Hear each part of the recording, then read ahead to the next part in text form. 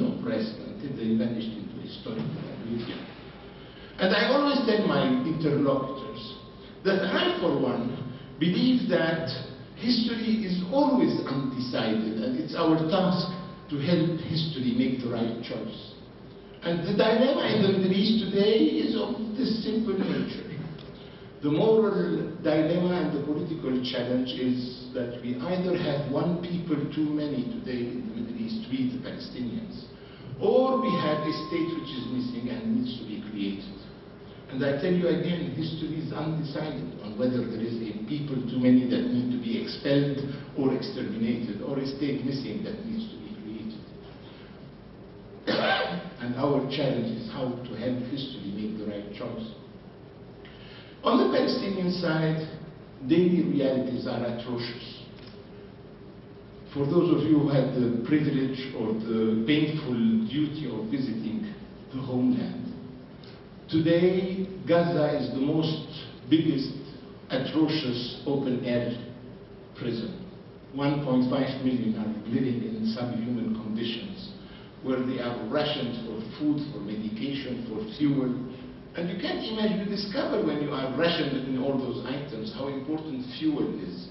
Fuel is what makes electricity work. Electricity is indispensable if you want your refrigerator or your ventilator to work. Electricity is indispensable, fuel is indispensable for the machinery in the hospitals, and if you don't have it in sufficient quantities, nothing in society functions properly.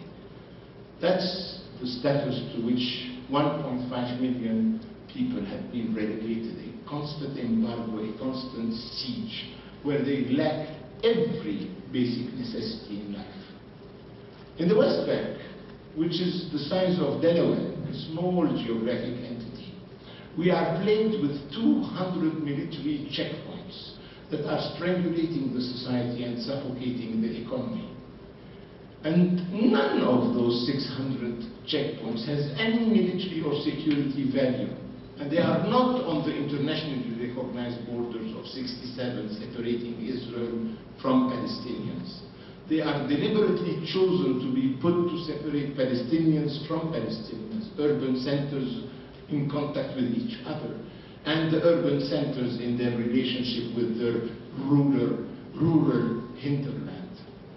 And I know for a fact that for those who know and those who can, each of those checkpoints is easily bypassable by individuals, but not by massive proportions. I once made a study, my friends. Our society on a daily basis loses 8 million working hours in delays at those checkpoints.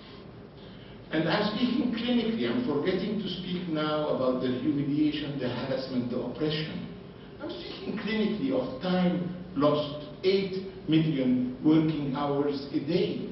In a world, as you know, my friends, which is measured by the efficiency, the performance, the productivity, and the competitivity of a society, we as a society, deliberately, by policy, by choice, we are being plunged into historical economic decline, to the extent that our friend Crystal and I, Sarah Roy, a daughter of survivors, Jewish American, professor in Harvard, has coined the concept of de-development of Palestine, meaning that the Israelis have a conscientious, rational policy on how to plunge us into decline. And those of us who are young enough or old enough can make comparative studies. Palestine was really the jewel of the area at the beginning of the 20th century. And whoever cares to do some comparative examples, Jerusalem and Amman in 1917, Jerusalem and Amman in 1947, and Jerusalem and Amman in 1967, Jerusalem and Amman in 97, the rise of everybody else and the decline of Palestine. We can do the same exercise with Nablus, Irbid, with Hebron and Saida. We can do the exercise and you will see how Palestine and Palestinians, we have been losing the comparative advantages that we had. We used to be the best educated society, not only in the third world, on the level of how many university graduates per 1,000 inhabitants. We had the highest percentages.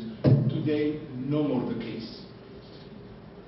So, let me give you, the owner and the chairman of the Coca-Cola factory in Palestine, Ramallah, who the first year it was created got the first prize in the Coca-Cola network worldwide for the best engineered, the best managed company.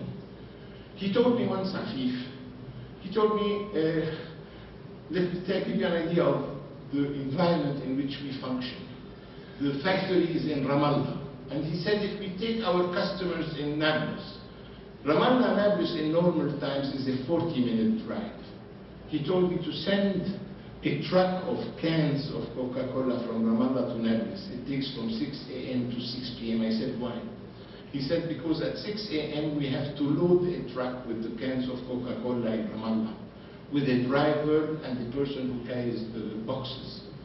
That car can only move from the factory to the first checkpoint at the exit of Ramallah, where it has to unload the Coca-Cola cans to truck number B with a driver number B and with another person to carry the cans, and they have to transfer the load and the burden from one truck to a second truck, which leaves after probably 2 to 3 hours towards Nablus, where they have to stop again at the checkpoint at the entrance of Nablus, unload the cargo from truck B to truck C, meaning with a driver number 3 and a person to help move the things from one, and arriving in Nablus at 6 p.m. You can see how the economy functions, the efficiency, etc. And he told me the customer in Nablus who buys a can or a bottle of Coca-Cola, the price he or she pays has nothing to do with the cost price. They have to pay for all this process of truck A, truck B, truck C, driver 1, driver 2, driver 3, and the time that it has consumed to bring it there. That's the status of the Palestinian people on a daily basis.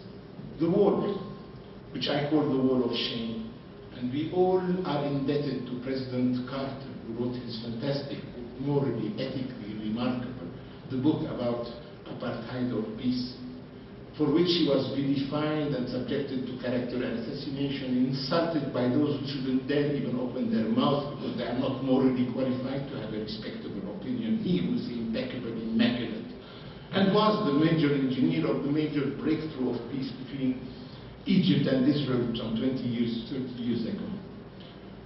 The wall of shame, ladies and gentlemen, is not a wall again that separates Israel in its recognized boundaries internationally and the Palestinians. Even Bush has said that this wall snakes deep into Palestinian territory. This wall is deliberately made to separate urban centers from urban centers from the rural areas in their hinterland, the same village from the villagers and their farming land, and the farming land from the water well, all deliberately made to. That's the situation that Palestinians live and witness. So when I say death, and from birth to death, from womb to tomb, I'm not exaggerating, that's the living experience. And I said, how does one measure pain and suffering? I would have problems if I was to be asked, what do you prefer? A sudden, quick death, unjustified, or 60 years in the subhuman conditions of a refugee camp, or an incarceration in a horrible concentration camp, or 60 years of life unlivable in a refugee